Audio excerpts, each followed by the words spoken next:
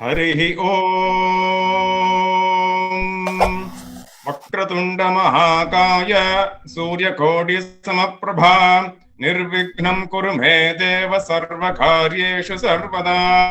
गुरुर्ब्रह्मा गुरुर्विष्णु गुरुर्देवो महेश्वरः गुरुः साक्षात् परब्रह्म तस्मै श्रीगुरवे नमः।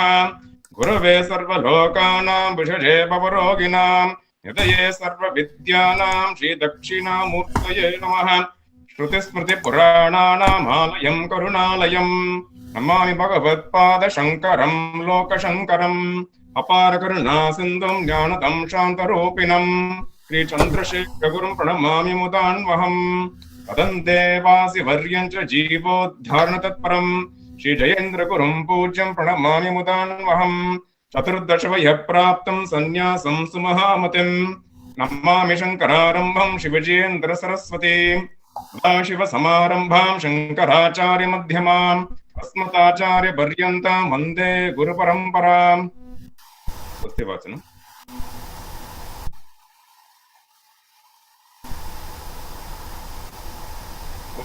ओम श्री कांची कामकोरणयोः श्री प्रणामाः श्री गुरुभ्यो नमः। श्री महात्रिपुर सुंदरी समेत श्री चंद्रमौलीश्वराय नमः। भक्तिस्त्रीमदखिल भूमंडलालंकार त्रयस्त्रिंशत् कोटि देवता सेवित श्री कामाक्षी देवी सनाथ श्रीमते काम्रनाथ श्री महादेवी सनाथ श्री हस्तिगिरिनाथ साक्षात्कार परमाधिष्ठान सत्यव्रत नामांकित कांची दिव्य क्षेत्रे शारदा मठ सुस्थितानाम् अतुलित सुदारस माधुर्य कमलासन कामिनी दम्मिल्ल संफुल्ल मल्लिका मालिका निश्यंत मकरंद जरी सौभस्तिक वाग्निकुंभ विजृंभणानंद दुंदिलित मनीषि मंडलानाम् अनवरताद्वैत विद्या विनोद रसिकानां निरंतरालंकृतीकृत शांति दान्ति भुवनां सकल भवन चक्र प्रतिष्ठापक श्री चक्र प्रतिष्ठा विख्यात यशोलंकृतानां निखिल पाषंड षंड कंटकोत्पाटनेन विशदीकृत वेद वेदांत मार्ग षण्मद प्रतिष्ठापकाचार्याणां श्रीमत्परमहंस परिव्राजकाचार्य वर्य श्री जगद्गुरु श्रीमच्छंकर भगवत्पादाचार्याणाम् अधिष्ठाने सिंहासनाभिषिक्त श्रीमच्चंद्रशेखरेन्द्र सरस्वती संयमीन्द्राणाम् अन्तेवासि वर्य श्रीमज्जयेन्द्र सरस्वती श्रीपादानाम् तदन्तेवासिवर्य श्रीमशंकर विजयेन्द्र सरस्वती श्रीपादानां च चरणनलिनयोः सप्रचयं साञ्जलिबन्धं च नमस्कुर्मः। हरि ओम्। Kanchi Kamakoti Seva Foundation Midwest Chapter welcomes you all to this month's Kamakoti Parayana Mandali Satsangam. As you are all aware, Kamakoti Parayana Mandali Satsangam was started with the blessings of Puja Shri Shankara Vijayendra Saraswati Swamikal. So we welcome all the online viewers who are watching live on YouTube or live stream link. So today we have a special lecture on Chaturdasha Vidya by Shri Sankaran Srinivasan. A brief introduction on Shri Sankaran Srinivasan. He is a senior IT director by profession. He's been in Chicagoland area for more than 20 years and is part of the Vedaangas choral study group and the Chicago Tirupakal Unbreakable Satsangam. So thanks you for all your support. Please continue to attend our programs, and without much ado, I pass it on to Shri Sankaran Srinivasan. Hari Om.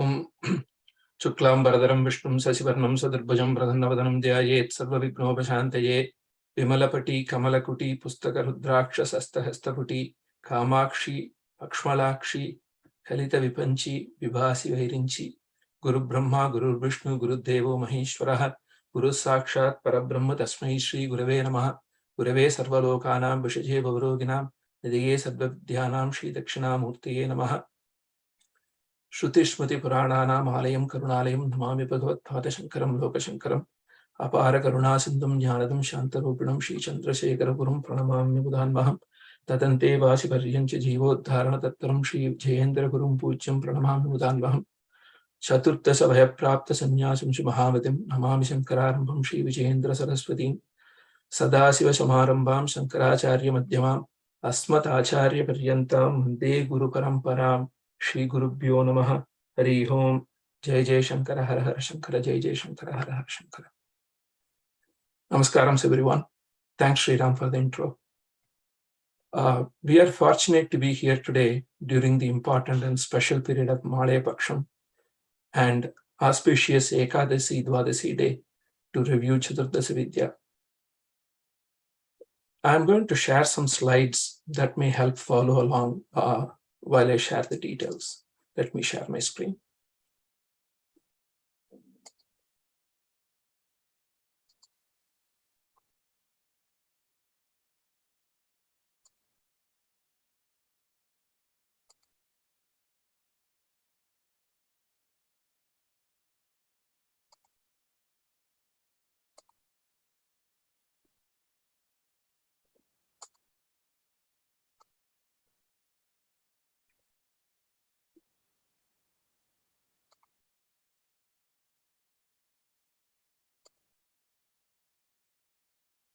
Hopefully you're able to see my screen. So today we're going to talk about Chaturdasha Vidya, and this is 14 abodes of knowledge and also centers of spiritual information. So what are these? We are going to cover what are these 14 abodes of knowledge, and most of these details I'm going to present today are summarized from Mahaperiva's Upadesham in Devathin Kural and few other sources. It will be a good recap for those of us who attend the weekly Devathin Kural study group classes organized by KKSF Midwest chapter. So let's get started. So first, there are many religious books for many religions. So each religion has some book as their most respected and revered, considered holy. For example, Bible is for Christians and Quran for Muslims, Tripitaka for Buddhists, and Guru Granth Sahib for Sikhs. And even there, they actually put the book in a temple type of arrangement and worship.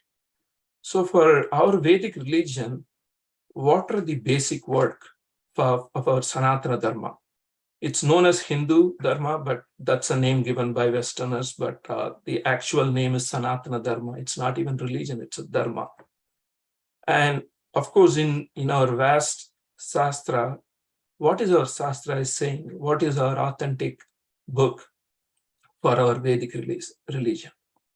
So yes, our Shastra says, so for example, Manusmriti says, Angani Veda Chatvaro Meemamsa Nyaya Vistaraha Puranam Dharma Shastrancha Vidya Heta Chaturdasha. And also Yajnavalkya Smriti says, Purana Nyaya Meemamsa Dharma Shastra Angamishhritaha Veda Sthanani Vidyanam Dharmasya Chaturdasha.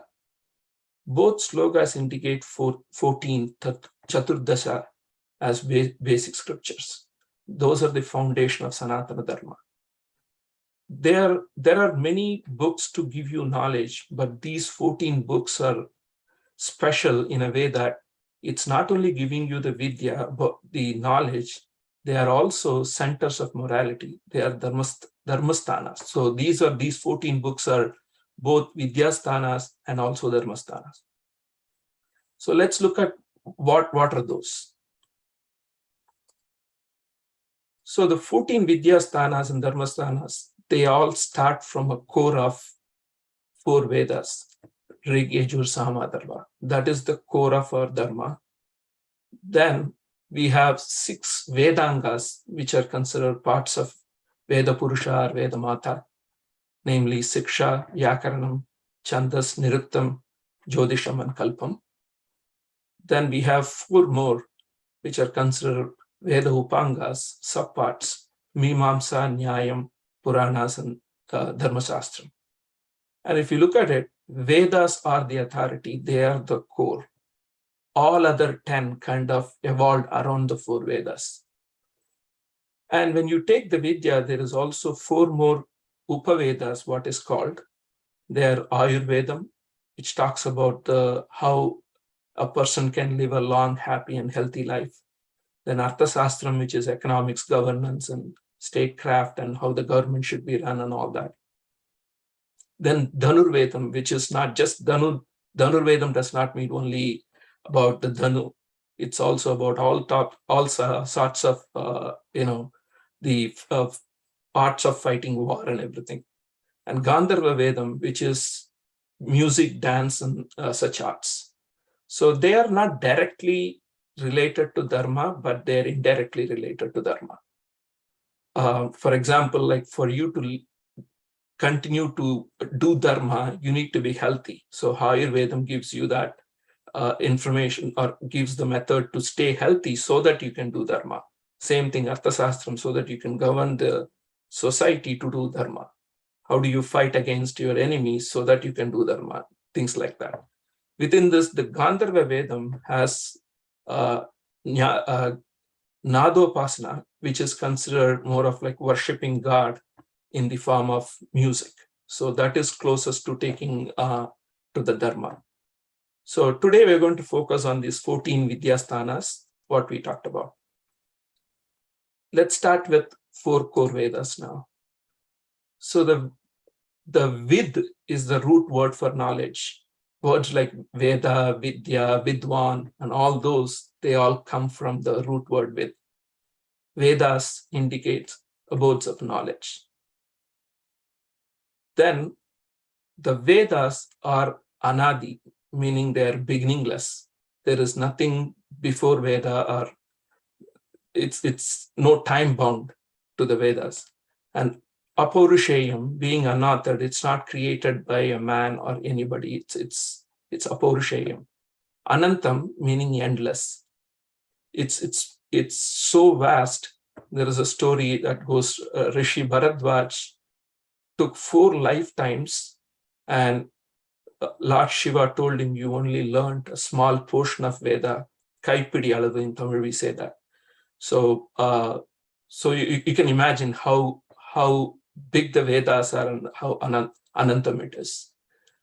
And also these, we actually mention some Rishi name when we come to the Veda mantras. These Rishis are not Veda mantra creators. They are mantra drashtas. So the word here, we should not take the word drashta to the literal meaning, saying they have seen the mantras, because we're going to see down further that Veda should not be written. There is no lipi at that time. So here, when you say drashta, they actually experience the mantras. So they are not really creators. So, and also what we call as Vedas are Paramatma Swasam, breath. So did Paramatma create the Vedam? Answer is no. They existed along with Paramatma. For example, we don't claim to create our Swasam. Swasam and us are together all the time. So let's look at who really knew all of these Vedas. So Brahma is the Adi Rishi for this. Brahma uses Veda mantras to create the universe. So there is universes. Srishti is not Anantam. Srishti has an end, but it is endless in terms of the size. So for you to create such a big endless universe, you have to know the endless Vedas as well. So Brahma experienced all the Veda mantras from Paramatma through passed by the heart of Paramatma into the Brahma. And also it is passed down from generation to generation only through hearing and repeating. So Guru would chant the mantra to Shishya, and Shishya would repeat it, and Guru will hear that and correct anything. And then it's passed on from generation to generation like that. It's not to be written. So you cannot write, you're not supposed to write Veda mantras. The reason being is, there are certain words in Veda that you cannot really represent in a text, including the swaras and some music or some sound. You won't be able to write it properly. You can put an equivalent and call it that way, but there is no direct, you won't be able to represent directly some sounds of Veda. Okay, so now when it is passed from one generation to the other through chanting and hearing and repeating. How do Rishis preserve the Veda mantra so that it's not actually transformed from one to the other, and we don't lose the original form of Veda and kind of lose its benefit? So they created some chanting methods like Vakyam, which is chanting as is, Padapatam, which is chanting by words. You split the mantra by word and repeat, kind of do it that way. Kramapatam is taking the first word and second word, second one and third word. It's like a train, you just join those. Those are called Kramapatam. Jatapatam is almost like, braiding the hair, like you take 1, 2, 2, 1, 2, 3. It's kind of, in Tamil we call it pinnal. So then there is the higher versions of those. Instead of 2, you take 3. Those are Sikapatams, and Ganapatam is the most complicated one. And the when you chant from these one method to the other, the effect of that mantra exponentially grows. So, for example, Vakyam has particular effect. Ganapatam gives you 1,000 times that effect. Shastra says that. Right? So these methods are preserved so that the words are not changed from generation to generation. They are preserved. And also there are Shiksha Shastra is giving us these 6 things we should not be doing when we chant Vedas. We should not be putting our own tunes and sing it like a song. Veda should never be sung like a regular song or your custom-owned tune. It should be chanted in the same swara as what Rishi has defined. Sigri meaning you cannot speed up. I have to go somewhere, let's speed up. No, you cannot do that. And you should not be shaking your head or body, because there is a lot of nervous system effect the Vedas give you. So in order for you to get that, you need to be steady and do this. Likita Pataka, you're not supposed to write down Vedas and read from there. Anarthanga is not understanding or misunderstanding or Vedas. Alpa Kandam is like mumble or whisper. We should not be chanting in a lower voice. So there should be a level and the same level we should be singing on. So, okay, now we have preserved, now we have seen what are those Vedas, how do we preserve this, and what we should not be doing. And what are the greatness? Like when we do all this, what are the greatness of Vedas? Let's look at it. So Veda mantra sound not only benefit human being, it benefits the whole atmosphere and also the living things around it. So a particular person or Vidwans chanting Veda not only benefits him, it's also for the entire universe, for that matter. And it's not only that, it's not only the sound it creates those benefits, there is also superior meaning and nobility of thoughts. So if you take, we're going to see further what those ways of interpretation and things like that. It has so much meaning in it. Sometimes whatever you hear that might sound good may not have a meaning. For example, people do alapana in Sangeetam. It's just a sound that we enjoy. But here, Vedas also have so much meaning that if you interpret it, it will give you so much of a wealth of knowledge. And also, Vedas are the highest book of law. And it starts from social life, individual responsibility, and takes you all the way up to your salvation. What is your main goal for?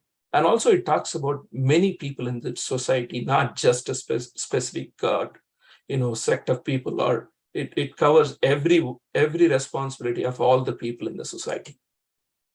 And also Vedas have Yagyam, which is very, very unique to our Sanatana Dharma. This is by chanting Veda mantra, we offer our oblations to the deities through the fire, in the medium of fire. So we don't throw it in the fire.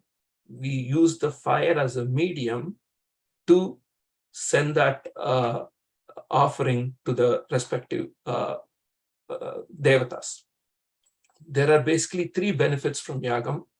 One is you benefit yourself, like and other life forms from the devatas, because when you do Varuna Japam, Varuna Homam, you not only bring rain for yourself, you bring rain for the entire area, the society there. And next thing is you gain admittance into the heaven. So you could do yajnam to gain the Swarga Logas and other Logas. Those are again temporary, but those are some level you can reach. Lastly, but very importantly, is where you do the yajnam in a nishkamya karma manner, you attain chitta suddhi. That's a purity of mind when you do that in a nishkamya karma. Okay, so now we said Vedas are endless, and there are, like, Brahma knows all of it. But now when we see Vedas, they are given in 4 books. We hear 4 Vedas, all that. So how did that come from? Like from Anantam, where did we end up these 4 Vedas with the finite set, at least what we know of? So 4 Vedas are compiled by Vedavyasa. Vedas are countless, Anantave Vedaha. But Rishis have identified what is needed for us, what is only limited for what we need. Because we are not Brahma, we are not going to create the Srishtis. So we don't need all that Veda.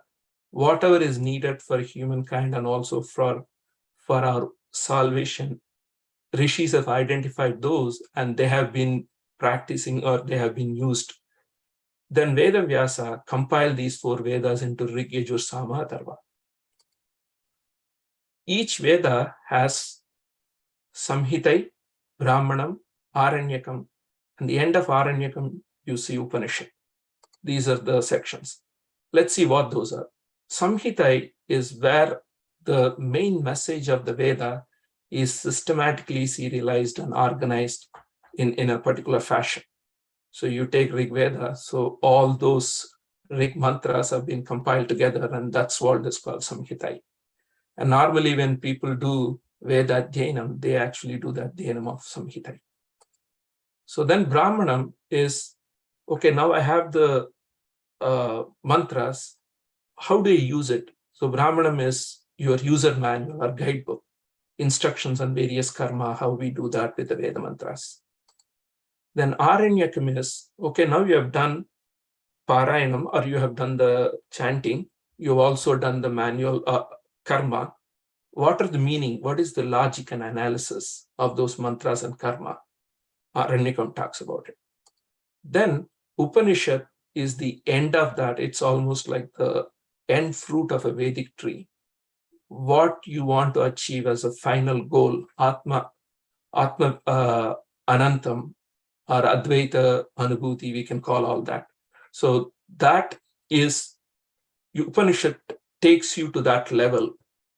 So if I take Vedic tree, Samhita is like a tree, Brahmanam is the flower, Aranyakam is the unripe stage of the fruit, Upanishad is the end fruit. Now we will look at each Veda in a little bit more detail. Rig Veda, starting with, it's a repository of mantras for all deities. Starts with Agni Suktam, ends with Agni Suktam. So pretty much contains mantra or suktams for all deities. And Rig Veda is our first Veda, and it's also those mantras from Rig Veda are also used in other Vedas, which we will see subsequently. So Rig Veda Samhita is in poetical form. They are in poetical form so that we can actually chant easily, and also a poetical form is easy to remember. So that's they understood our human psychology, how minds work. So they created in the poetical form. Then Rig Veda was given to Pilar, who is Vyasa's Shishya. So 4 Vedas were given to different Sishyas. So Rig Veda was given to Pilar. And Rig Veda contains, each mantra is called Rig. There are around 10,000 Rigs, 1,028 suktas, and 10 mandalas and aksharas. So then also the Rig Veda has what we call branches, 21 sakas. We used to have 21 sakas. Now we have only Aitreya Saka, which is called Sakala Saka. And also Adi Shankaracharya there are many Upanishads in Vedas.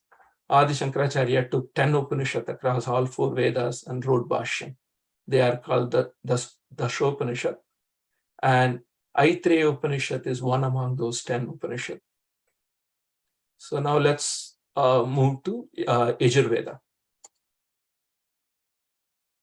The word edge means pray.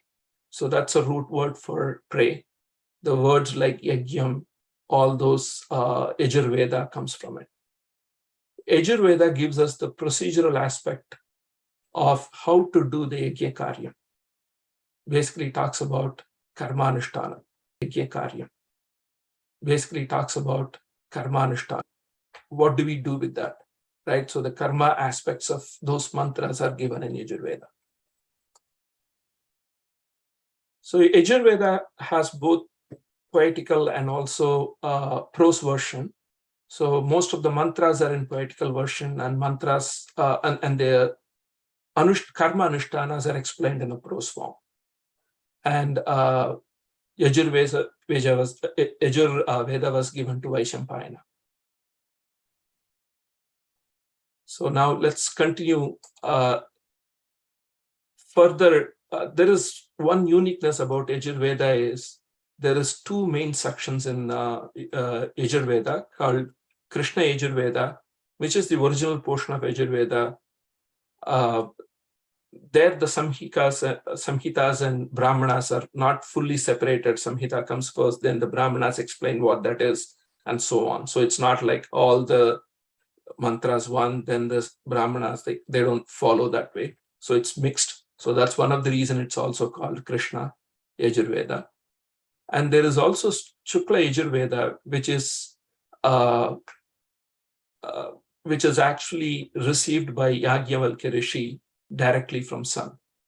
There's a story that goes there. For some reason, there was a difference of opinion between Yajnavalkya and Vaishampayana, and Yajnavalkya went and received the new form of the Yajur Veda called Shukla Veda. So those incidents are all we should consider Deva Sankalpam. Without that, even we wouldn't have Shukla Yajur Veda today. So those are all like Deva Sankalpam.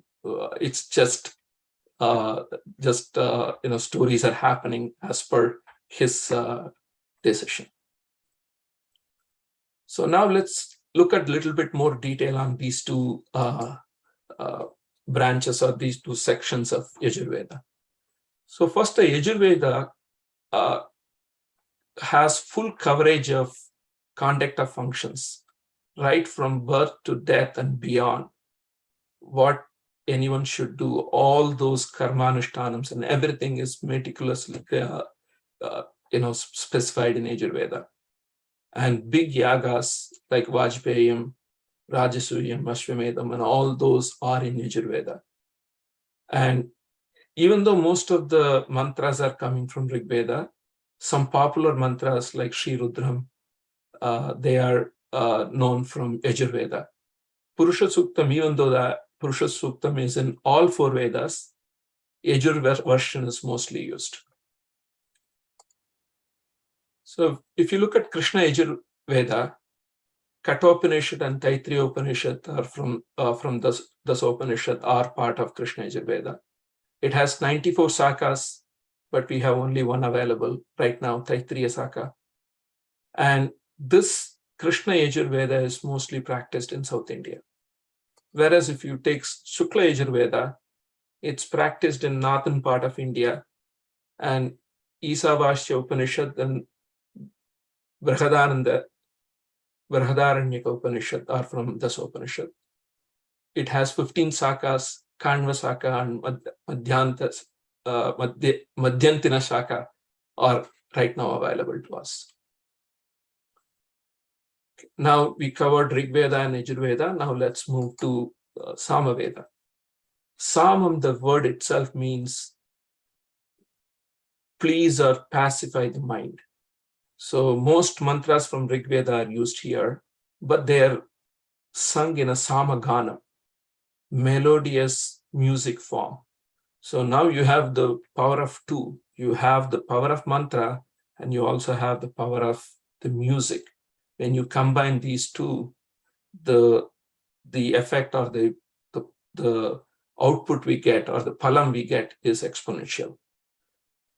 And this is the foundation of our saptaswaras. So for our Sangeetam, Samavedam is the foundation. And also, out of the 4 Vedas, if you look at it, this mantra with music form is more acceptable to the Devatas. We all know, Sri Krishna said in Bhagavad Gita, Vedaanam Samavedosmi. And also in Lalita Sahasranam, we get Samagana Priya. And if you look at the next word, it says Saumya.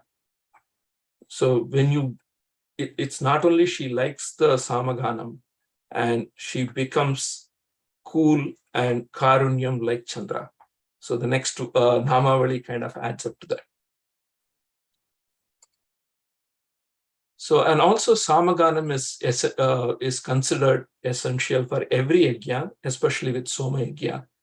Samaganam is very, very essential. And Samaveda was given to Jaimuni. Next, we will move to Atharva Veda. Yeah, so again, some details on Samaveda. So it's 1,000 sakas and Talavakara saka and Rana, Yiniya saka or Gautama saka are available. Kena Upanishad and Chandogya Upanishad are from this Upanishad, part of Samaveda. Okay, let's look at Atharva Veda. So Atharva Veda mantras are helping us to prevent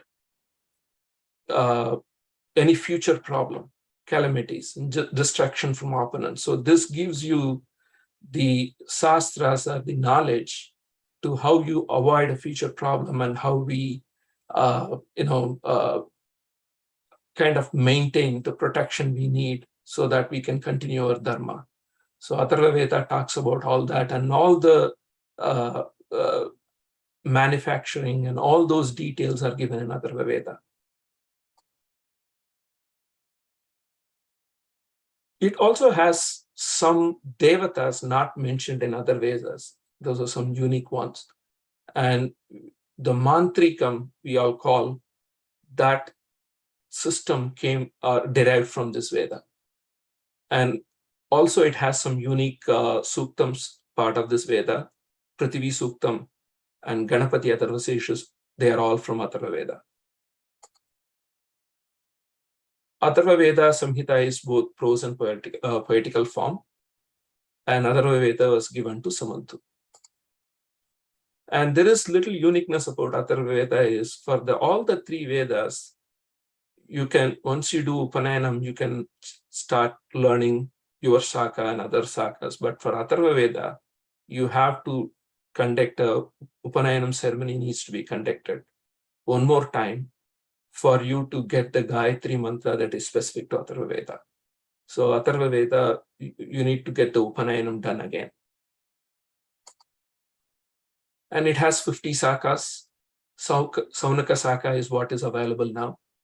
Prashnopanishad, Mundakopanishad, Mandukya Upanishad. These are considered very high philosophical Upanishad, and all Upanishad are that form, but these 3 are considered highly philosophical, and those are from Atharva Veda. So now we have seen so far in the Chaturdasha Vidya, we have seen the core four Vedas. Now we will move on to Vedaangas, which is considered, if you take Vedas as, if you personify Vedas as a Veda Purusha or Veda Mata, when we interact with someone, we interact through our body parts. We breathe through nose, and we talk with mouth, and we talk with mouth and other areas. So the body parts are very important for us to interact with anyone. So this 6 Vedangas considered 6 body parts of Veda Purusha and help interact and understand our Vedas very well. So now we will look at each Vedanga one by one, and starting with the Shiksha. Shiksha is considered nose of Veda's nose. So it is the pranadhara part, right? Most important part of the 6 parts of the Veda. Shiksha is a nose, breathing system. And Shiksha gives the lakshana or the definition of each letter used inside Veda. How do you pronounce a letter? How do you say this? How do you follow? Those are defined in Shiksha Shastra. There are 2 important things that we need to consider when it comes to Vedas. Akshara Suddham, which is mantras chanted with absolute clarity and accuracy. You cannot, be uncertain or kind of wishy-washy. You have to be absolute. You have to have absolute clarity when you chant. Swara Suddham is you have Udatam, which is normal level, Anudatam is little higher tone, and Swaritam is lower tone. So when Veda mantras are chanted, you have to follow that, and Swara Suddham is very, very important. And Shiksha Shastra tells you all that detail of how to chant both in Akshara Suddham as well as Swara Suddham. So it's focusing on instruction in reciting, current pronunciation, and accents, when to use certain accents and what is the correct way of pronunciation. So the reason it is considered nose, or it is considered the pranadhara of Veda Purusha is, without the right pronunciation and swara, Veda is not usable. In other words, for Veda to exist and to get the benefit of Veda, these 2 are important. So that's why it's called prana adhara sthana. So Shiksha is text on Vedic phonetics. So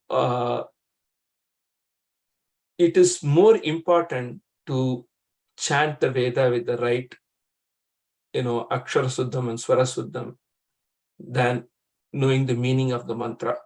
Because if you chant them correctly, you will get the results. When chanted incorrectly, it's not only you don't get the benefit, and sometimes you get the negative effects too. So there is a Taittiriya Samhita, there is a story that talks about Drishtva wanted to have a son to kill Indra, but there is a small variation or incorrectness in his swara. So instead of he getting a son to kill Indra, he ended up getting a son who grew up to be killed by Indra. So the effect or the results could be completely drastic if the sounds and the mantras are chanted incorrectly. And there is also Shiksha Shastras give you Ucharanam, Swaram, Mantra, Bala, and other areas. So those are some control switches it talks about for the Veda mantras. And these are the Rishis who wrote Shiksha Shastram, starting from Panini, everyone, Katyayana, everyone. So these Rishis have written a lot of Shiksha Shastras. So continuing Shiksha, there are some, most of the times the Veda mantras match across the full continent of India, but there are some cases where there is a slight variation. So in aksharas and swaras, these are not just some random changes somebody made. These are well defined in a portion of Shiksha Shastra called Pratisakyam. Pratisakyam talks about these variations, and these variations are approved by Rishis. They know the future generation regional requirements, and so they allow these changes. But again, it's closely related changes. It's not drastically changed in the meaning or in the word. So any change we see from one region to other region, they are not just random. It's clearly defined in Pratisakya. And also Shiksha Shastra talks about the 51 aksharas, alphabets, we get from the Sanskrit language. Each of this is Matruka Akshara, and our Shakta Tantra describes these are actually 51 aksharas or 51 body parts of Parashakti. We also see in Lalita Sahasranama Matruka Varna Rupini. So these 51 aksharas are Parashakti herself. So now we will move on to Vyakarnam. So Vyakarnam is considered mouth of Vedas. So Vyakarnam talks about Vedic grammar. And so Shiksha gives you the lakshanam of an individual letter or syllable. Vyakarnam gives you the lakshana of the Vedic language. So how when you put these multiple syllables in form of word, what is the grammar for that? Is that defined by the Vyakarna? And it's considered mouth of Veda. The reason is if you mouth helps you to speak correctly, otherwise you blabber. So that's to make a meaningful mantra. Vyakaranam defines the lakshana of that mantra. Vyakarana Sutra is written by Panini Maharishi. Vartikam is Vararuchi, Bhashyam is Patanjali. Normally, every Shastra has these three things. Sutram, which is a very, very crisp and cryptic form of the message. Vartikam is a little bit detail of that. Bhashyam is elaborated explanation of what that message is. So for Vyakaranam, Panini, Vararuchi, and Patanjali wrote the Sutra, Vartikam, and Bhashyam respectively. And also the Patanjali Bhashyam is considered Mahabhashyam, right? In normally when you take other books, you call the Bhashyam by the author or the subject or the book it's written on. Lalita Sahasranam Bhashyam, like that. But here, Patanjali's Bhashyam is called Mahabhashyam. So also in other Shastras, sutras are considered more valuable than the Vartikam. Then Vartikam is considered more valuable than Bhashyam. But here in Vyakaranam, Patanjali Mahabhashyam has the highest, considered more valuable. So it has the word Mahabhashyam in it.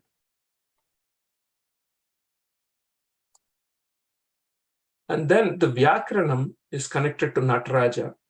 So Panini Maharishi with his tapas, once he was in attendance of Shiva dance, so he went to Kailash, and he with his tapas and this with, of course, Parameshwaran Karunai, he was able to witness the dance. So there is a sloka in Nandikeshwara Karika. It says, Nrityavasane Nataraja Raju Nanata Dakkam Navapanchavaram Uddhartu Kamas Sanakadi Siddhan Etat Vimarshe Sivasutra Jalam. So it talks about the Damaru in Shiva's hand when he dances and he plays the Damaru. Towards the end of the dance, when the Damaru is stopped, there is a sound that's made towards the end of that. That's called chapu, right? And from that, the 14, when Panini was able to hear due to his divine vision, he was able to extract 14 Maheshwara Sutras. We chant this during our, in our, Yajur Upakarma and other areas. So then Panini, from that 14 sound, created Ashtadhyayi. Then from those sutras, Patanjali, who is at the feet of Lord Nataraja wrote the Bhashyam. So it's said like Vyakarna Sutra came from Nataraja's hand, movement of his hand, and the explanation, which is considered Mahabhashyam, came from the movement of his legs. And that's why there are Vyakarna Dhana Mantapa in Shiva temples. Also, there is another set of 9 books of Vyakarnam called Nava Vyakaranam. They are said to be received by the Anjaneya from Surya. So we see in Ramayana, Rama himself praises Anjaneya's Nava Vyakarana Veta. And also in Anjaneya Ashtotram, we get Nava Vyakarana Panditaye Namaha. So there is set of another 9 books on Vyakaranam. Those were received by Anjaneya from Sun. Now let's move on to Chandas. Chandas is considered feet of the Vedas.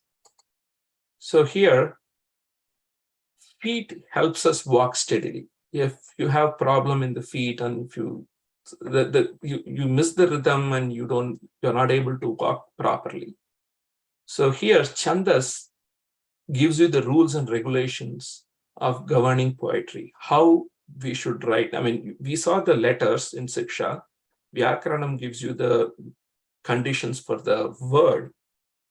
But when you put it in a poetry form, how do you put them together, right? And that is governed by Chandas. So Vedas stand on Chandas. For it to be steady, we need Chandas. And Chanda Suktam is written by Rishi Pingala. And when you take Chanda, normally Vedic mantras have 4 padas. Each padam is considered with certain number of syllables governed by Chanda. So there is 2 methods. One is called Virutham, which is the syllables are controlled or count based. A line can have these many number of syllables. That's defined by the Vritam. And there is also a matra based, which is the time based or the duration of the syllable. There is certain matra numbers are allocated, and based on that, the chandas is decided. That variety is called jati. For example, Arya Chandas is of type jati here.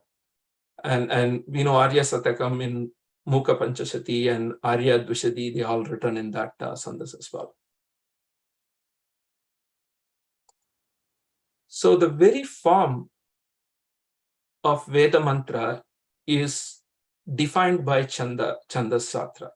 So like a talam or a beat to a music, Chandas is to the poetry or slokas. So Chandas help us protect the mantra by the count. For example, when Chandas says this is in this Chandas, and it has to have that many number of syllables, period. There is no adding or there is no removal of anything. So if you get in doubt, I'm not getting that many number of syllables, you might want to refer someone and correct yourself. So when it is on that, so it completely protects. It forms like a box around it and say, this is the rule. And that's why when we actually do nyasam for a mantra, we touch our head with the Rishi name, indicating that Rishi's pada it's believed that it's on our head. And when you say chandas, you touch the nose part. So which is it is giving you that the protection of the Veda mantra itself, right? What we saw is we saw earlier that the entire Veda mantra, Veda itself is protected by Sheeksha. That's considered the breathing system. Whereas here, Chandas give you the life or the pranavayu for that particular mantra.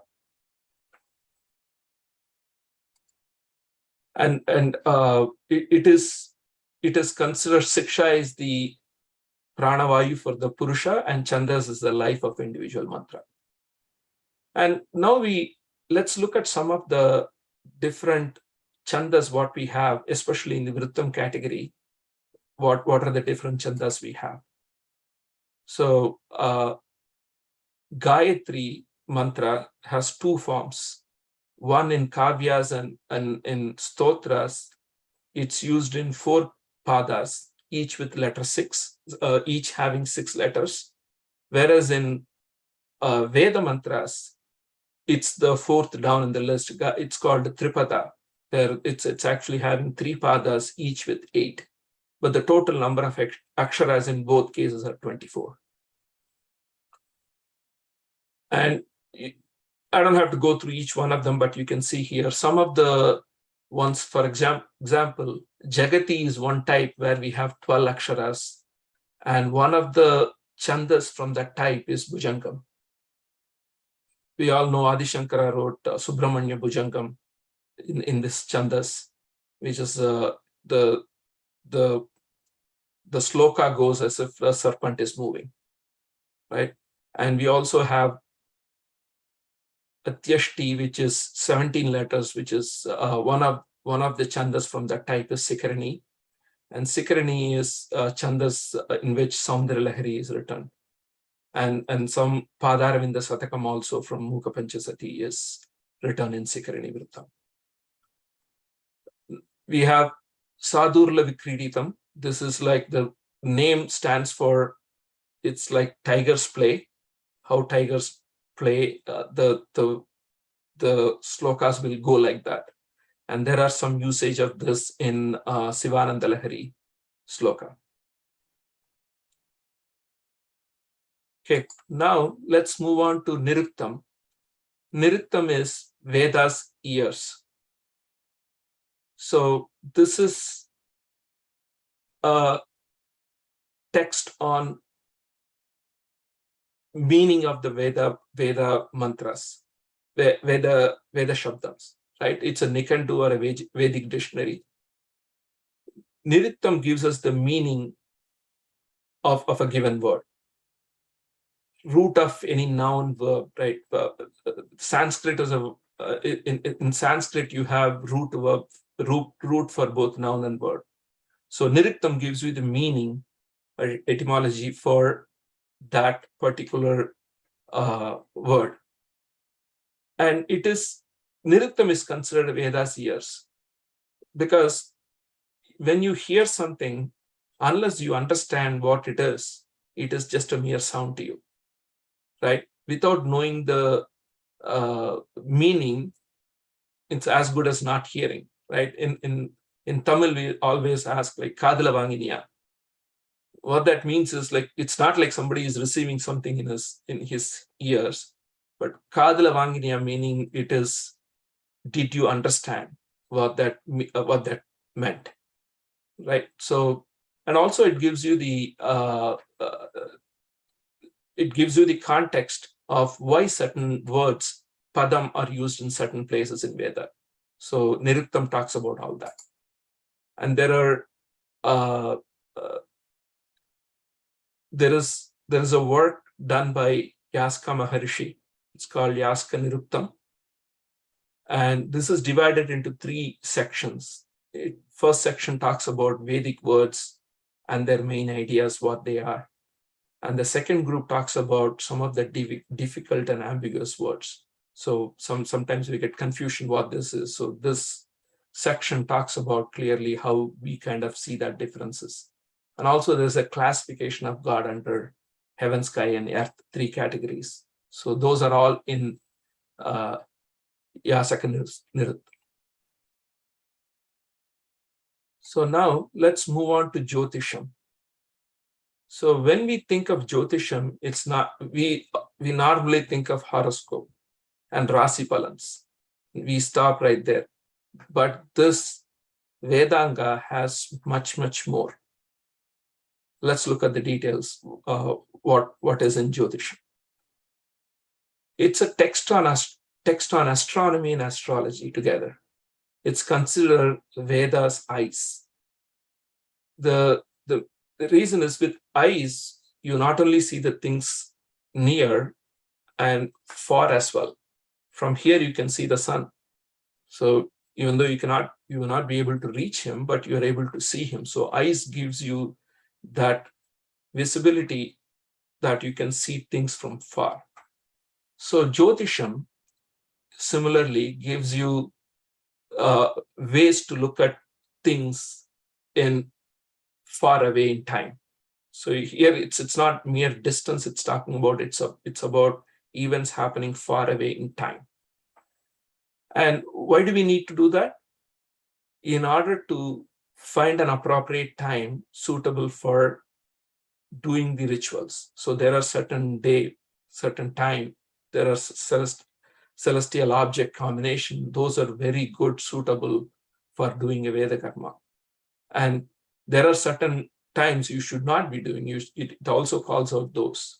So it gives you, basically it amplifies your effect of the Veda mantra by doing it in the appropriate time. So Jyotisha helps you determine those and define what those are. Astronomy is a branch of science. We all know that. It talks about all the planets, sun, moon, all the celestial objects in the universe. And that's a science just to kind of understand the celestial objects and their movement. But astrology goes beyond that.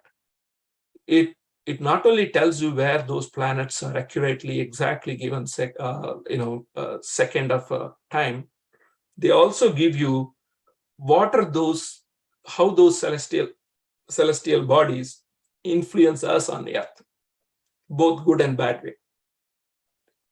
Right? And whereas astronomy can only tell you where it is, it's these grahas are in this place. What is the effect? Astronomy cannot tell you. Only astrology can tell you. And 5 major planets are part of astrology: Mercury, Venus, Mars, Jupiter, Saturn, Sun and Moon. Rahu, Ketu are considered shadow planets, chaya grahas of Sun and Moon. But when you see astronomy talks about many other grahas, right? Other planets and things like that. But those are not, so according to Jyothisham, it only cares about the celestial bodies that have influence on human, on people on the earth, right? So there might be many other things far away, far too far, but if it has no influence on earth, Jyotisha is not covering those. That's why you will see there's only 5 planets covered here, whereas when you study astronomy, there is many other planets. But it doesn't mean astrology is wrong. It means those planets have no influence on earth. Why bother talking about it? And there are many rishis who have done a lot of work in Jyotisha, Aryabhatta, Varahamihira. You can keep going on some of these work, what they have done. But these are some great Maharishis who have done work in Jyotisha. Jyotisha has 3 skandhas. One is Siddhanta, which talks about mathematical concepts of arithmetic, trigonometry, geometry, algebra, everything. So starting from basic mathematics into the advanced mathematics, Siddhanta skandha covers all of it. Then Hora, that is where the name horoscope came. This is predicting the happening based on the time and birth and position of celestial objects. So we say Jatakam. So we look at that, and with the correct method, we will be able to predict what things would happen in future based on this skandha. Samhita is another. This skandha is used for identifying where the river channel or river flow are under the ground. So for you to build a well or dig a well or build some some water-based reservoirs and things like that. So this skandha will give you all the detail. And also it talks about Nimittam and Sagunam Shastras. Nimittam is one event happening that indicates another chance of another event happening. Like Sagunam is an indication by birds. So we say if a black cat crosses, it's a bad Sagunam. It's actually called Nimittam, it's not Sagunam. Periva corrects us in Devathinkura. So it should be called Nimittam. So those things are also called out in Jyothisham. And there is many things that Jyotisha Shastra gave it to the world. The Jyotisha Shastra is the first one to give it to the world. For example, heliocentric nature of the universe. So how Earth and all the planets revolve around sun. Jyotisha Shastra is the first one to say that. For example, you can see the beauty in that, like it not only says like Earth revolves around sun, it says, it takes, there is a Lagava Gaurava Nyayam. What it means is heavy objects are in the center, lighter objects revolves around. The heavy object is in the middle and lighter object revolves around it. So it's mentioned in such a way that Guru is in the middle, Sishya revolves around Guru. So it's not only giving you that, it's also gives you the Guru Parampara, Guru, that Dharma, how it should be. Right? And number system, of course, 0, infinity, all came from this. And we were the first one to say the 7 colors of light refraction from sun. It's actually called Sapta Swan. So there are 7 horses in sun's chariot, each representing a ray or a color. And there is also a lot of mention of gravitational forces and other things in Jyotish Shastra. And here, so far the previous Shastra is all concept. Here in Jyotisha, it's considered more practical because we can show how things are happening. And we can see subsequently how some of these things are achieved in terms of, like, for example, we look at, there is a certain day sunlight would enter through a particular building and it would come into the temple. So all those, you can see how those are predicted in a practical manner. You can show them that. Okay, so far in Vedaangas, we have seen Sheeksha, Vyakarnam, Chandas, Niruktham, and Jyothisham.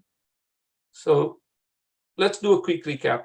Basically, what Sheeksha is saying is how to correctly pronounce aksharas and chant Veda mantras.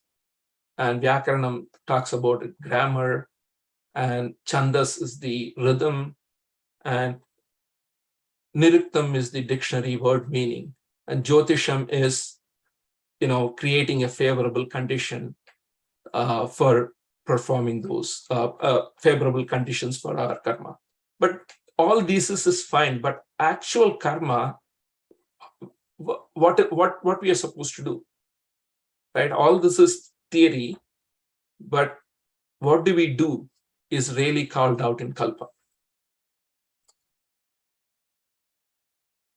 So Kalpam is mainly on Vedic rituals. It talks about all the rituals. It is the practical aspect of what do we do with these Veda mantras and all the other knowledge that we get.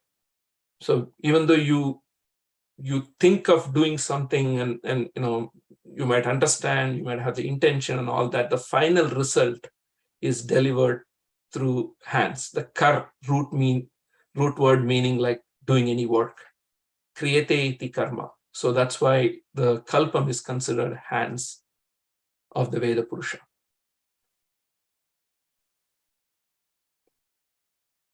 And Kalpa Sutra also explains us how we build the Yajnashalas, Yajnavedikas, how we do that and all that. And if you remember the Jyotish Shastra, there was a mathematical calculation. Those are heavily used in Kalpa Sutras. So to build those construction of those Yajnashala and others.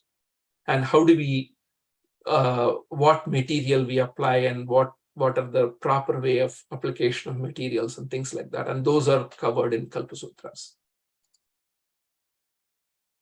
And in this, every Saka has 4 sutras related to Kalpa. Shrauta Sutras, which means it talks about the big yajnas that are part of Veda based. And Grihya Sutras are domestic yajnas, what we do at individual level, domestic in our house. And Dharma Sutras is what are our personal, individual, domestic rituals, what those are. And Sulba Sutras is where we talked about the Yajnashala, how to construct them, measurements, and those are mentioned in Sulba Sutras. And the Kalpam is the Vedanga, that is the basis for Veda Upanga called Dharma Shastras, which we are going to see further. So these are the basis for those. Okay, now let's move on to Upangas. Upangas are considered subparts of Veda Purusha. So there is main part and there is also subparts. So starting with Meemamsa. So Meemamsa, the word itself means Pujita Vicharam, venerated analysis. What that means is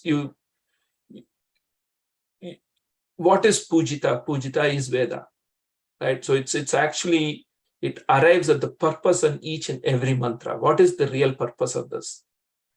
So if you consider Vedas are laws, Meemamsa is law of interpretation. How do we interpret that law?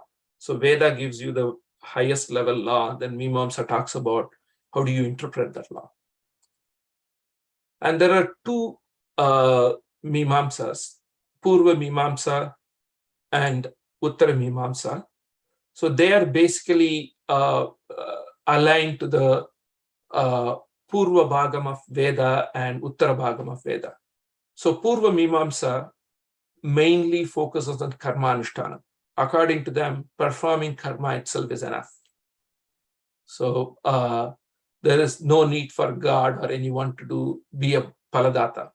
So the results need not come from the God. Just doing the karma itself will give you the result. Uttara Meemamsa, karmas are they consider only karmas only a path to eventually get to the self-realization. They are just the way, and their ultimate goal, our ultimate goal is Atma Sakshatkaram. That's where it takes us to. So now let's look at the Purva Meemamsa. Oh, also when we say a general term Meemamsa, that means Purva Meemamsa. So Uttara Meemamsa is considered Brahma Sutram and others. So when normally we say Meemamsa, it is Purva Meemamsa. Purva Meemamsa did Artha Nirnayam. We're going to see those methods of defining it. Here it took the Purva Kandam of Vedas, which is mainly talks about Karmanushtana, and Purva Meemamsa did the Artha Nyayam of that part of the Veda. That's why it's called Purva Meemamsa.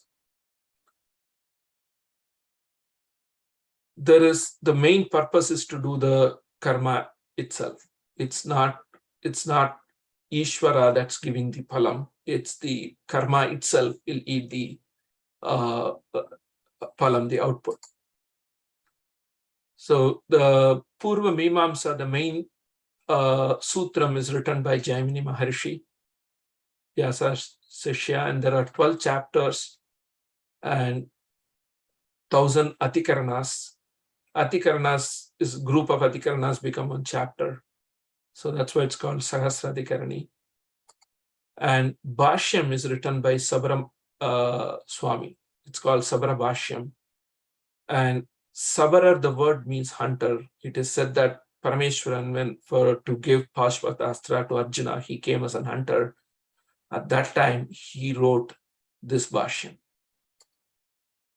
And Vartikam is done by Bhatta Deepika by Kumarila Bhattar. So he wrote the Vartikam for that sutra. So now let's look at the Uttara Meemamsa. Uttara Meemamsa, it's also called Brahma Sutram.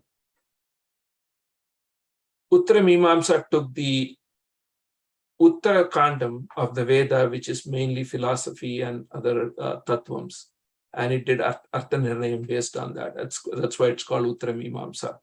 So the main, this is the foundation for all the different traditions we have today, Advaita, Visishtadvaita, Advaita. All those traditions are based on the Uttara Meemamsa, Brahma Sutram.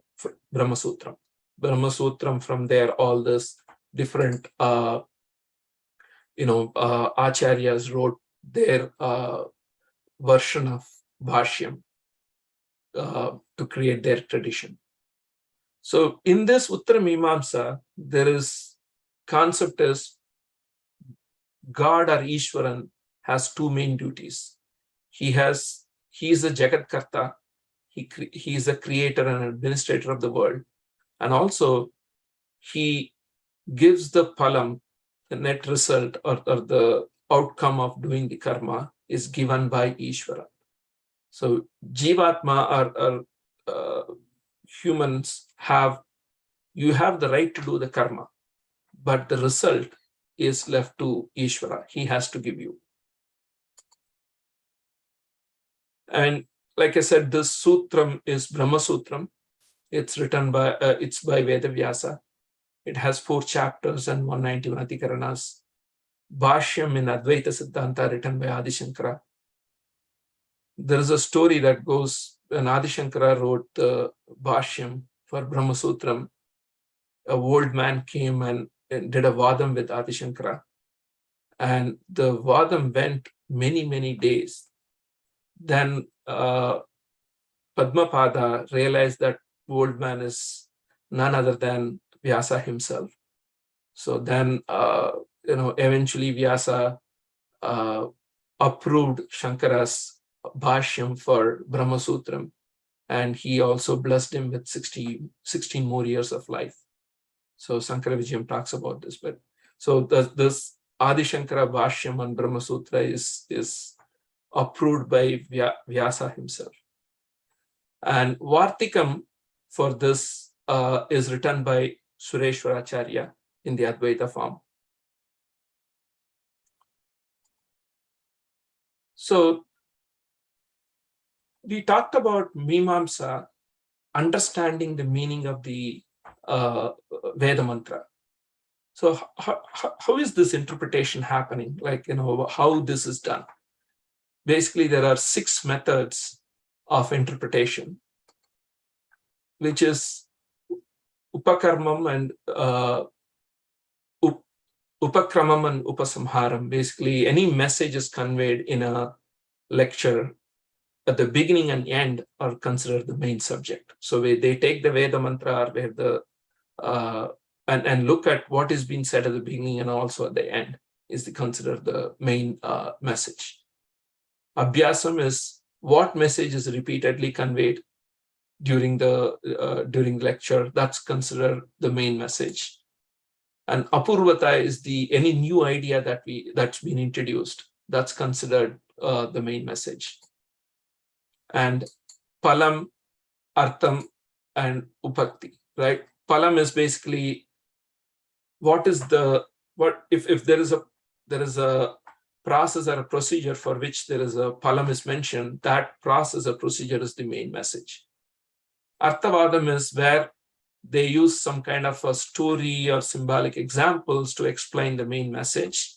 That main message is the core of that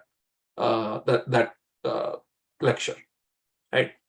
Upapatti is where there is a lot of proof given for a particular concept. This is how it happened, and there is a lot of proof and appropriateness is explained. That is called Upapatti. So when Meemamsa understands the meaning of Veda, it's not just random. There is a process in which it goes through, and these are the defined in called Shat Lingas. Lingas is representing it's a symbol or a note.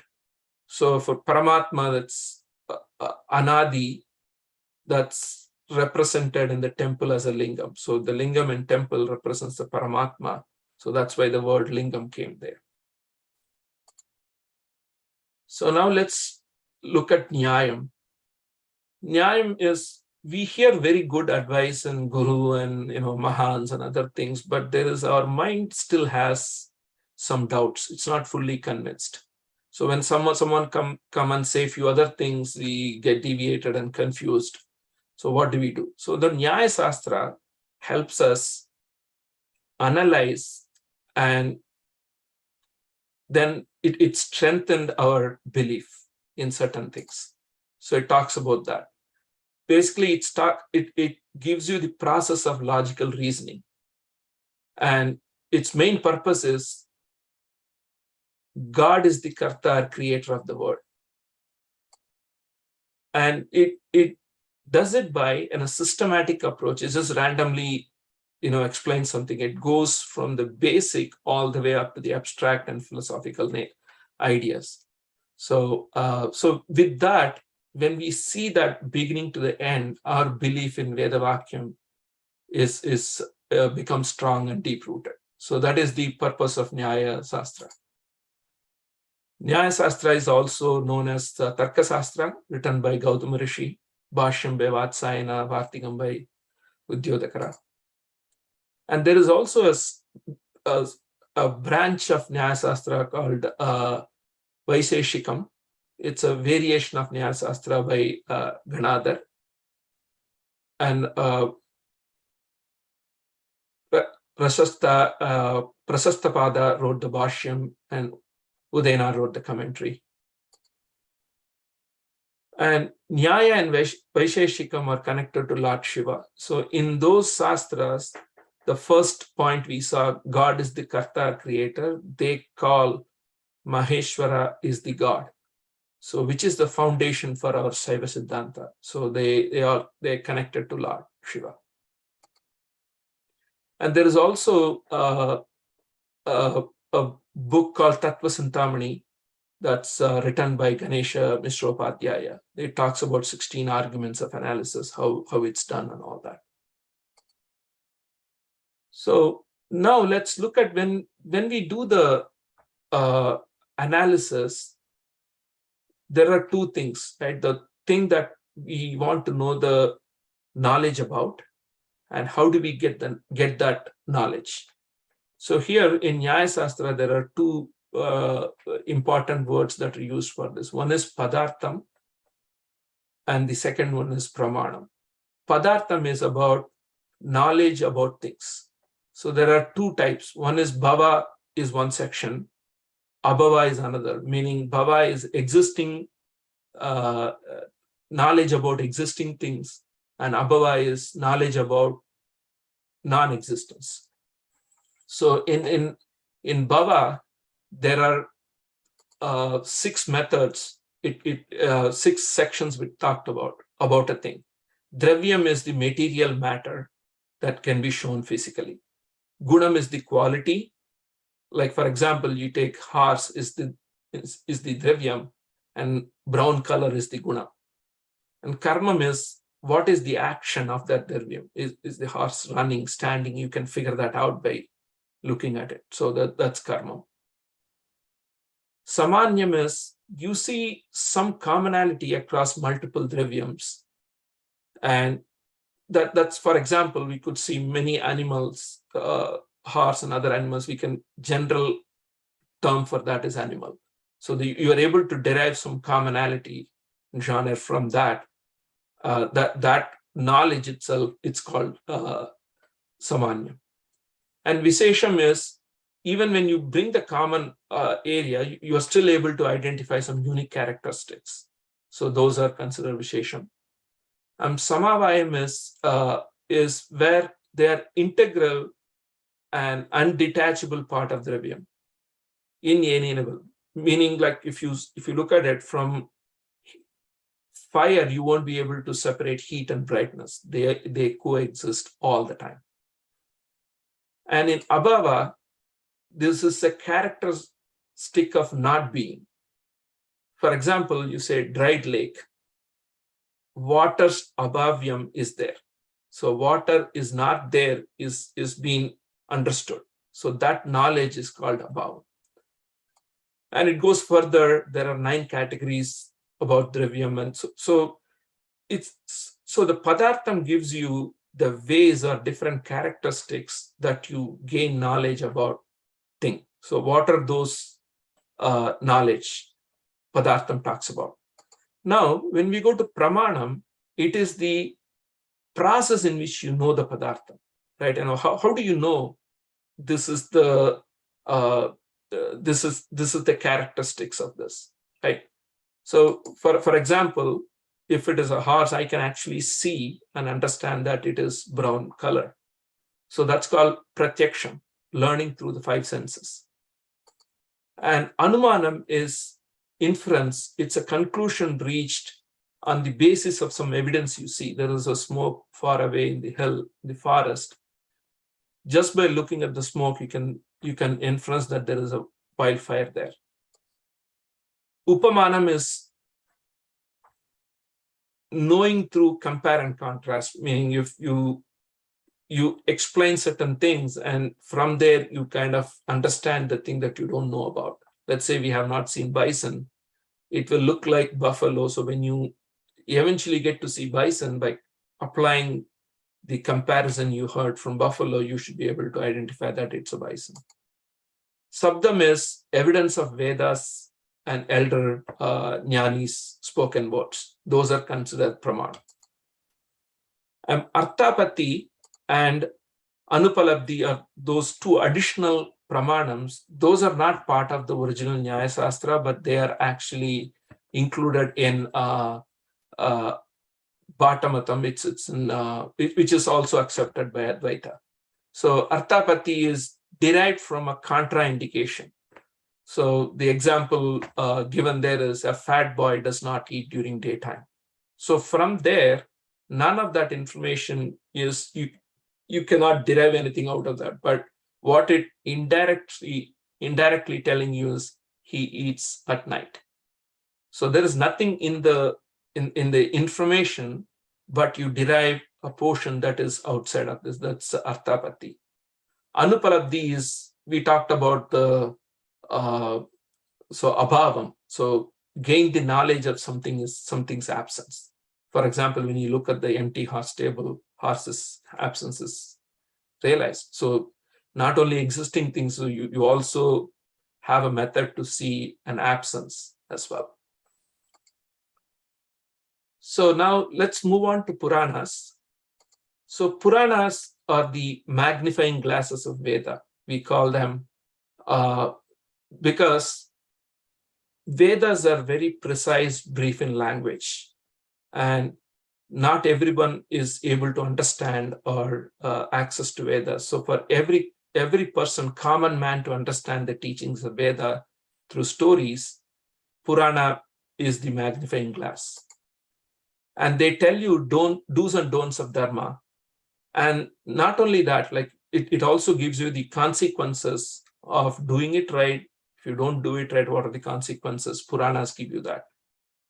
And it also educates the people, the moral behavior, so that it encourages you to follow the path of Dharma.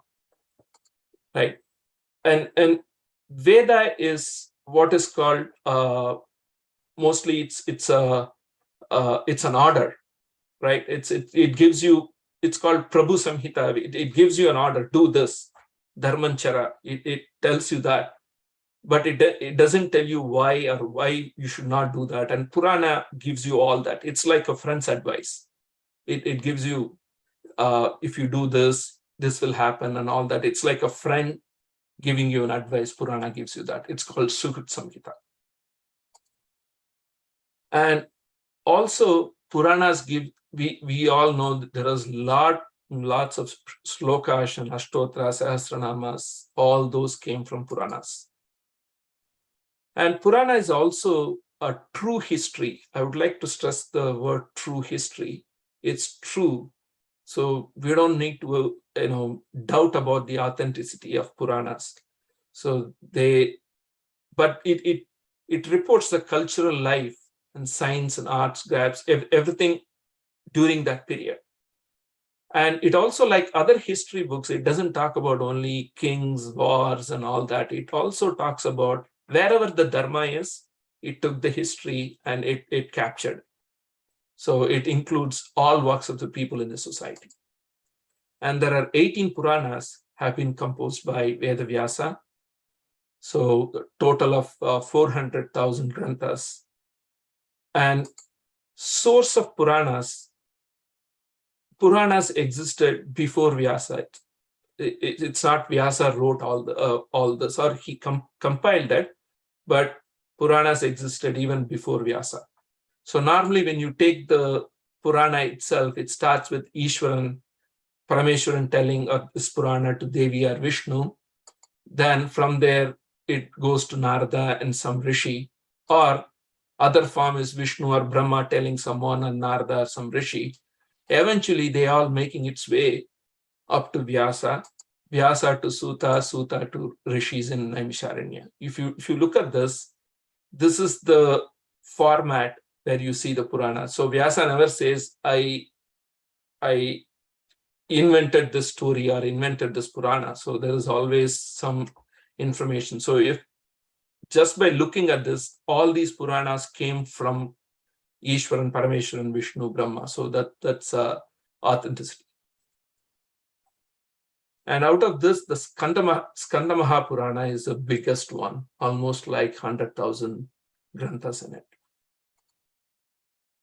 So there is a portion, there's two Puranas gets a special word called Itihasam. They get the equal status of Purana. So Ramayana and Mahabharatam, they have been two eyes of all mankind showing the right path. Itihasam, the word itself, tells you that Itihasam, thus truly so. So the Ramayana is considered the essence of Veda. The sloka here says when Paramatma took Ramavatar and became son of Dasharatha, Veda became Ramayana and became Valmiki's child. And we all know Mahabharatam is the Panchama Veda, right? Bharatam Panchama Veda. So these two Itihasams get the equal status of Veda. And the word Itihasam means the person who wrote this, where during that time, they were also part of the events that were happening. So they were the first-hand witness of these events, and they were able to write this. And there is also Upapuranas. We have 18 Upapuranas like Vinayaka Puranam and others. And there is also Puranas and every month. And there is also Sthala Puranas, which are authentic source of special event, historical significance. What happened in that psalm? If you go to a temple, there's a Sthala Purana that talks about what are the sacredness, what are the main event that happened. And there are some Sthala Puranas which are standalone. There are some that's part of the Puranas as well. And if you think about it, these places are so separated far, but their story kind of match and they are interconnected, right? Sometimes you need to understand, or you need to read many Sthala Puranas to get the full picture. So now we come to the 14th Vidya, Dharma Shastram, which is very, very important. Again, similar to Kalpam, this Shastram tells you what to do. So this is the practical method of reaching ideals of Purana. So we saw some Purana Purushas. How do we attain that level? And also what we see is in Vedas and Puranas, this karmas are given in bits and pieces in many places. So now Dharma Shastram, or it's also called Smriti, they all bring them together in a one collected area, so that we can orderly fashion, so we can follow them correctly. And it's a code of conduct for human being, what you should do. And it has practical details. of some brief sutras, like the cryptic sutras. It gives you exactly what you should do is explained in Dharma Shastra. And the foundation of all that, we should never forget, the core is still Veda. That's everything that revolves around Veda. So Veda to Kalpam, Kalpam to Smriti is how it transfers. And Smriti is actually called, it's called notes on Veda. When you go through a big book, you see many messages and you take notes from, then you collectively look at all notes. So Smriti is nothing but that set of notes. So it went through, for us, it went through all the Vedas and it did all the work and collected the notes. And so these Smritis are not Rishis' own opinions, and they are not amendable. Meaning, Manu said this, so it's Manu's opinion. No, it is not that. It is all Veda core is what is conveyed through Manu. And it covers every part of our life. In a day, it starts from when you wake up till you go to sleep. What are things you have to do? Getting up, how should you, from there, even when you sleep on the bed, which direction you have to face, sleep, every information of our day, the details are given in the Dharma Shastra. So it's not just giving you the final end result, it is traveling with you throughout the day of all your activities. And also it covers from birth all the way up to you leave your body. Every aspect of that life is also given. And anytime, if you want to know what I should do, what karma, how do I do this karma? Vedas is Anantam, we said, right? So it's hard for anyone to go and search all the Vedas, Puranas, and everything to figure out. So here it's a reference guide. So they've made it so simple. If you need something, go refer to Dharma Shastra. And there are Dharma Shastras, there is also 18 Rishis who wrote them, and also there is Upasmritis, Smritis also written by various Rishis. And Sri Bhagavad Gita is considered one of the Smritis, even though it's not one of the Smritis, 18 Smritis, but it's considered Smriti. And there is also a little bit of gap in Smriti. At that point, they consider some basic karmas like Sandhya Vandanam and Shraddha mantras. They assume those are so basic, we don't need to mention it, right? And those basic things you will not, some Smritis do not have them. So where do I get now, without making any assumption, where do I get a complete set of all the Dharma Shastras? So that's when the Nibandhanas come into picture. So the Nibandhanas is compiling Smritis, Upasmritis, everything, not leaving anything to a chance of imagination, meaning they, nothing considered basic, everything is included in Nibandhanas. In North India, there is Sastra Nibandhana by Kasinath, and there's West, we have Nirnaya Sindhu and others. In South, Smriti Muktaphalam is a book written by Vaidyanath Dikshitam. It's also called Vaidyanath Dikshitam by Vaidyanath Dikshitar. And he has done so much analysis, and he has applied all the Meemamsa, Nyaya Sutra, and all those methods to come up with the Shastra. And it is accepted by all Vaishnavas, Smarta, and everyone in the southern area. And these include, like I said, every aspect of life, right? Not only certain dharma, it talks about Varna Dharma, Ashrama Dharma, everything is covered part of this. So this consolidated list of this, okay, I learned this, what am I supposed to do in my day-to-day life or in my lifetime? What are the real karmas I do? So Dharma Shastram gives you 40 samskarams. The word samskaram means well-planned, well thought out action. So there are 14 samskaram right from Garbhadanam all the way up to Vivaham, then it gives you Pancha Mahayajnas to be done daily. Brahma Yajnam, Deva Yajnam, Pitru Yajnam, Manushya Yajnam, Bhuta Yajnam. Bhuta Yajnam is, taking care of birds, like, offering foods to birds and others. So that's considered part of. So these are the 5 things that we should do on a daily basis. In addition, there is also to be done daily is Trikala Sandhya Vandanam, Samitadanam if you are not married, Upasanam after marriage.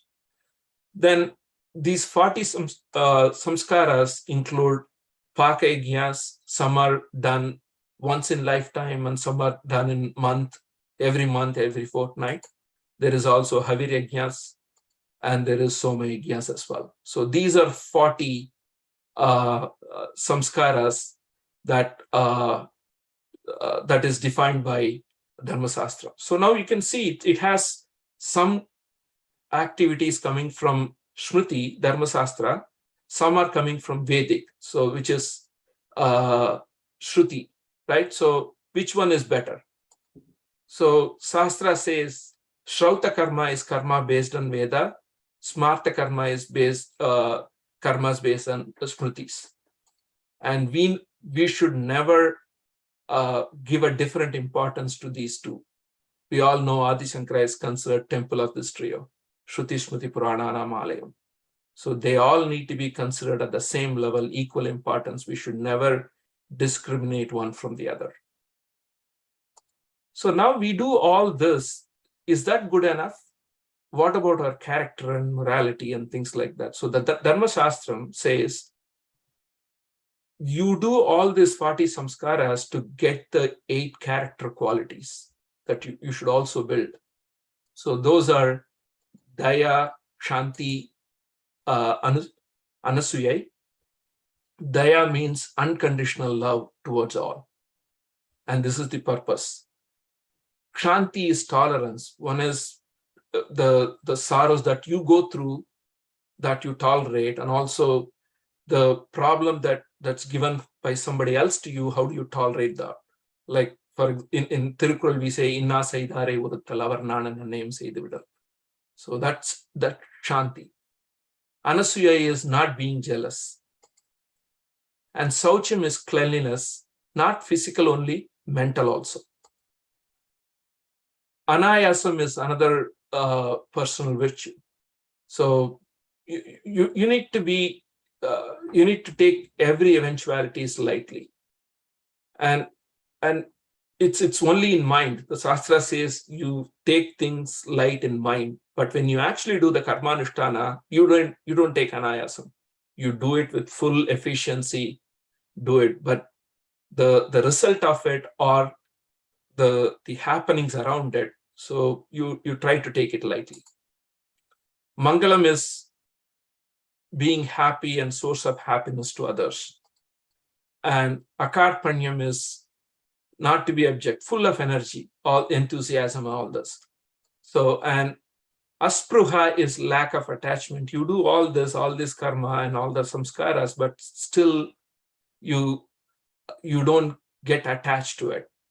And that is eventually that will lead you to the Nishkami karma. So now the Dharma Shastra talks about, there is basically, if you think about our goal is to break the birth and death cycle, right? There is one way where we start with karma, bhakti, chitta suddhi, jnanam, and then you go into the mananam and go beyond worldly activities and manas and become Advaita Samadhi Nilai, right? That's one. But not everybody can get to it. So what Gautama Dharma Sutram says is, Yashyate Chatvarimsat Samskaraha Ashtavatma Gunaha Sabrahmanaha Sayujyam Salogyam Gachati. So if you do the 40 samskarams, and more importantly, the 8 gunas that you get from there, you will reach Brahmalokam, that's called Hiranyagarbhasthanam, and attain Salokya, you be in the same world as the gods, and Sayujya, meaning you become part of them. And that, because if you look at it, the Saguna Brahma has worldly things, and it has manas and all that. So that's Saguna. So when eventually the Saguna Brahma becomes Nirguna Brahma, since you are attached to them, you will also automatically go on and attain the Advaita Anubhava. So that concludes our 14 Vidya that we went through. So I would like to sincerely thank KKSF Midwest Chapter and Kamakoti Parayana Mandali for the wonderful opportunity to say a few words. And especially during this auspicious Malaya Paksha Ekadasi day. Thank you all for listening. Mangala Shasana Pre Madacharya Puromi Sarvesh Gurveracharya Chakradayastu Mangalam. Mangalam Koshilendrayam Hani Gunatmane Chakravarti Tanujaya Sarvabhaumaya Mangalam. Veda Vedanta Vidyaya Megashamana Murtiye. Pumsham Mohana Rupaya Punya Slokaya Mantaram. Uma Kantaya Kantaya Kamidartha Pradayane Shigiri Sai Devaja Mandasai. Sarvam Shri Guru Charanaravindarpanamastu. Hari Om Jai Jai Shankara Hara Hara Shankara. Swasti.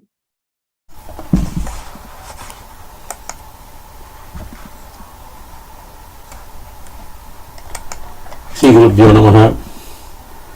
Jai Jai Shankara Hara Shankara. On behalf of KKSF and the Kamakoti Parayana Mandali team, our sincere appreciation to Shri Sankaran Srinivasan for a very wonderful treatment of what I would call as a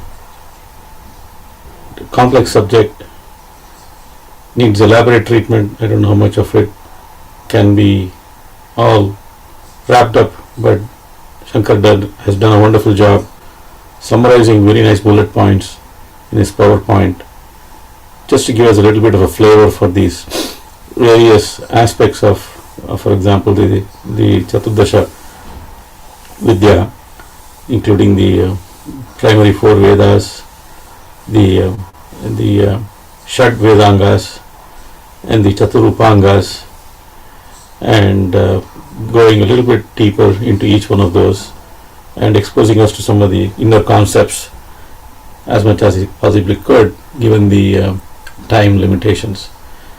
So we have a little bit of a taste for this. We know, for example, thanks to Shankar's lecture, we know some of these inner concepts. For example, we know Sri Vaidyanatha Dikshidrim was authored to cover the Dharma Shastras. It's an elaborate text. And so if you want to explore this further, we can certainly go in and go in depth into it. Likewise, we could do the same thing with, for example, Jyothisham, or some of the other for example, the Puranas, and so on. So it's really our good bhagyam, parva-bhagyam, to do this Shravanam on a very auspicious Ekadasi day during this month of Paratasi and Mahalaya Paksham. And there's a very broad brush that Shankar took and painted a picture for us, covering the covering the various critical aspects of what I would say one needs to do if you're a student of Vedantam.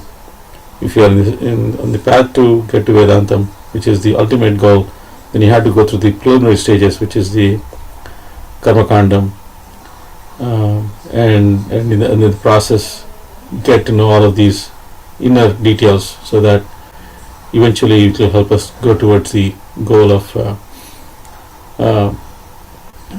Sahajyam, or gaining unity with the Parabrahman. Once again, on behalf of KKSF, our sincere thanks to you, Shankar. We also would like to thank all of our audiences who joined us on this auspicious day, Ekadasi day, for this satsangam. Thanks to all of you for joining. Please do watch out for future programs, and thanks to our volunteers also, Sriram and Vaidehi Sudarshan and Sudarshan, for continuing to keep this program going. Let's pray for Pariva's karunyam and blessings on all of us. Jai Jai Shankara, Hara Hara Shankara. Thank you all. Namaskar. Namaskar.